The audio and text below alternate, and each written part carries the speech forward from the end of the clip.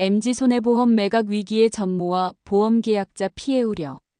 안녕하세요, 여러분. 오늘은 금융권의 뜨거운 이슈인 MZ손해보험 매각 사태에 대해 자세히 알아보도록 하겠습니다. 124만 보험계약자의 운명이 걸린 이 사안을 여러 각도에서 분석해 보겠습니다.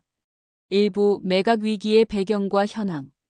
MZ손해보험은 현재 심각한 매각 위기를 겪고 있습니다. 우선 협상 대상자로 선정된 메리츠 화재와의 실사가 노조의 반발로 제대로 진행되지 못하고 있는 상황입니다. 예금보험공사는 최근 강경한 입장을 보이며 노조를 향해 실사 방해 시 법적 조치를 취하겠다는 경고를 보냈습니다. 이에 대해 노조는 예보의 무단 입점과 과도한 요구를 지적하며 맞서고 있죠. 여기서 잠깐 MZ손해보험의 매각이 왜 이렇게 어려워졌는지 살펴볼 필요가 있습니다. 주된 이유는 이번 매각이 P&D어 방식으로 진행된다는 점입니다. P&D어는 자산 부채 이전을 의미하는데 일반적인 M&D어와 달리 고용 승계 의무가 없다는 특징이 있습니다. 2부 노사 갈등의 핵심. 노조가 강하게 반발하는 이유는 명확합니다.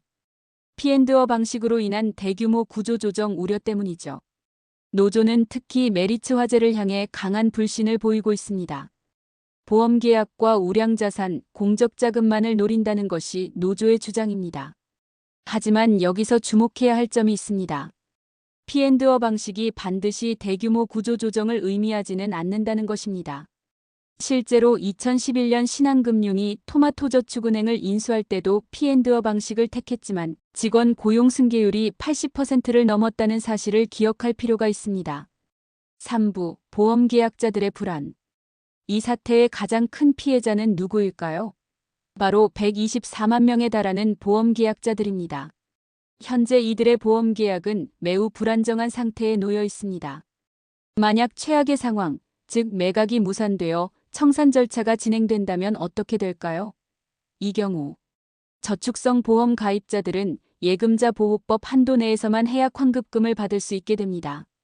이는 상당한 원금 손실로 이어질 수 있는 심각한 문제입니다. 이미 MZ손보영업가족협의회는 이러한 위기를 인식하고 금융당국과 예보에 청산만은 막아달라는 탄원서를 제출한 상태입니다. 매각 불확실성으로 인한 영업차질이 현실화되고 있다는 것이죠. 4부 해결을 위한 제언. 그렇다면 이 위기를 어떻게 해결할 수 있을까요? 첫째, 예금보험공사와 노조 양측은 극단적 대립을 멈추고 대화 테이블에 앉아야 합니다. 서로를 향한 강경한 입장만으로는 문제를 해결할 수 없습니다. 둘째, 노조는 현실을 직시할 필요가 있습니다. 현재 메리츠 화재가 유일한 인수 후보자라는 점을 고려해야 합니다. 대안 없는 반대는 결국 청산이라는 최악의 결과를 초래할 수 있습니다. 셋째, 예금보험공사도 보다 유연한 자세를 보여야 합니다. 강압적인 방식은 오히려 매각을 더욱 어렵게 만들 수 있습니다.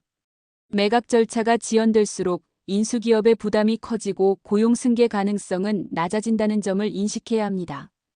5부 보험업계에 미치는 영향. MZ손해보험 사태는 단순히 한 회사의 문제로 끝나지 않습니다. 이는 전체 보험업계에 큰 파장을 미칠 수 있는 사안입니다. 첫째, 보험사들의 재무 건전성에 대한 시장의 신뢰도가 흔들릴 수 있습니다. 한 보험사의 위기는 전체 업계의 신뢰도 하락으로 이어질 수 있죠.